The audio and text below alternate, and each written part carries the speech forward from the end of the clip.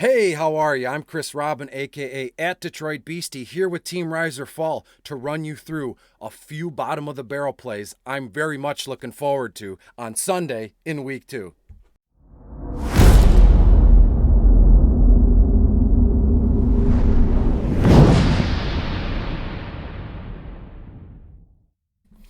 Hello, once again. Thanks for coming back after the break. Once again, I'm Chris Robin, aka at Detroit Beastie, here with Team Rise or Fall to go over just a few guys from bottom of the barrel. We'll keep this short, we'll keep it simple, and we'll keep it tight. Before we get into it, make sure you go to Team Rise or Fall, like and share, subscribe, and use promo code NFL50. That will get you 50% off your first month of premium content here. And oh boy, when I tell you, it is outstanding content. Stack tool, ownership percentages. I mean, Team Rise or Fall is just chocked full of goodness if you're into DFS. Every day is like Christmas Day for grown men, grown women. So make sure you use promo code NFL50. Now, let's get into bottom of the barrel real quick. I want to talk about Kirk Cousins. Minnesota goes to Arizona. Arizona is 29th overall against opposing quarterbacks. Kirk is $7,400 on FanDuel, $6,200 on DraftKings, and he's $30 even on the Yahoo Fantasy Sports DFS site. Now, when it comes to this game,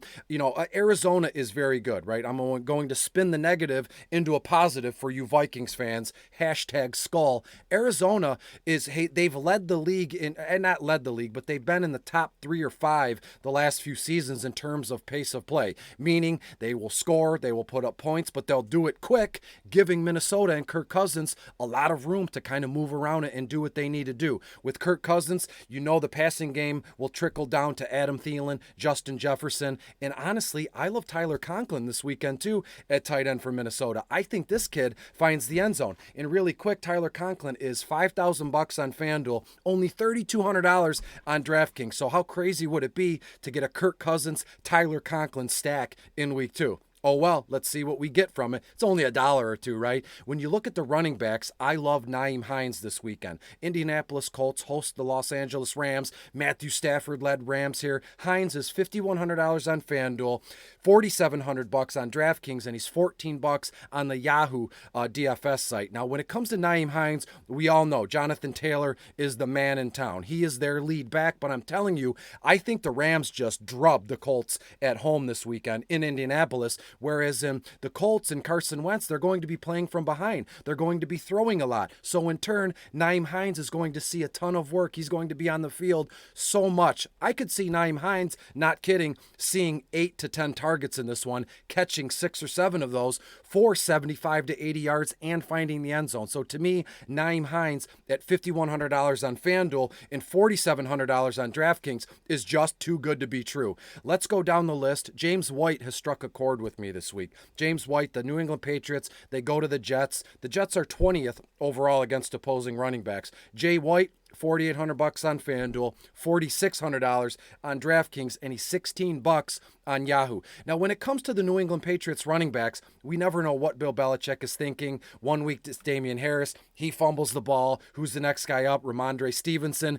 He coughs up the ball. So what are you left with? That was last week, and I don't think Bill Belichick holds a grudge like some of us think he does. But regardless, James White is kind of just unaffected by it all. He's their passing down guy. He's going to see 7, 8 targets in this one. I think he puts together a very good week for our DFS lines under the radar. So if you read bottom of the barrel, make sure you get James White in your lineups. $4,800 on FanDuel, $4,600 on DraftKings here. Now, when it comes to the wide receivers, there's a few guys that I like for reasons you might not even think is a big deal. But in week 2, my whole theme here is week 1 was kind of weird. It was an outlier. It's unexpected. We don't know what's going on. But in week 2, a lot of these guys that just laid goose eggs for us in week 1, they'll start to come back alive. They'll hit their averages and they're going to be just fine. So for that sake, I love Brandon Ayuk this week. San Francisco at Philadelphia. Philadelphia is 23rd overall against opposing wide receivers.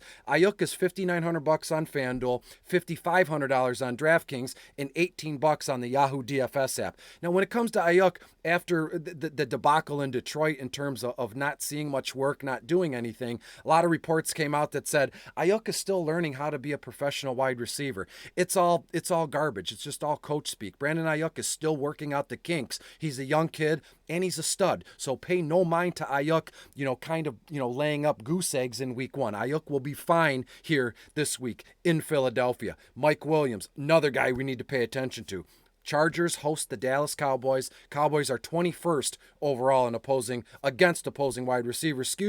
Mike Williams, as I call him, M-Will, is $5,600 on FanDuel, $6,100 on DraftKings. Now, when it comes to M-Will, I fully expect the Chargers to just open it wide up against the Cowboys in week 2. Therefore, Herbs, I have him. You can set Herbs for 300 yards and multiple touchdowns. You can set it in stone. You heard it here. I think Mike Williams does fantastic and compliment to Keenan Allen here. So give me all the Mike Williams I can handle this weekend. And last but not least for the wide receivers, you'd be silly to not look Cedric Wilson's way in the same game. Dallas goes to the Chargers. Chargers are 28th overall against opposing wide receivers. Cedric Wilson is $4,900 on FanDuel. On DraftKings, he's $3,100. Now look, never like to take advantage of injuries or at the expense of other folks, but Michael Gallup is out for an extended period of time. Last I looked, 6 to 8 weeks. Again, I think Dallas is throwing early and often. They're playing behind. We know this offense runs through Zeke Elliott and Amari Cooper and CeeDee Lamb here. But why can't Cedric Wilson get loose for a long 50, 60-yard touchdown? Why can't he catch 3-4 passes for 75, 80 yards and a score? And at those prices, we have to take a look. At those prices, you have to honestly sit down and say, you know what?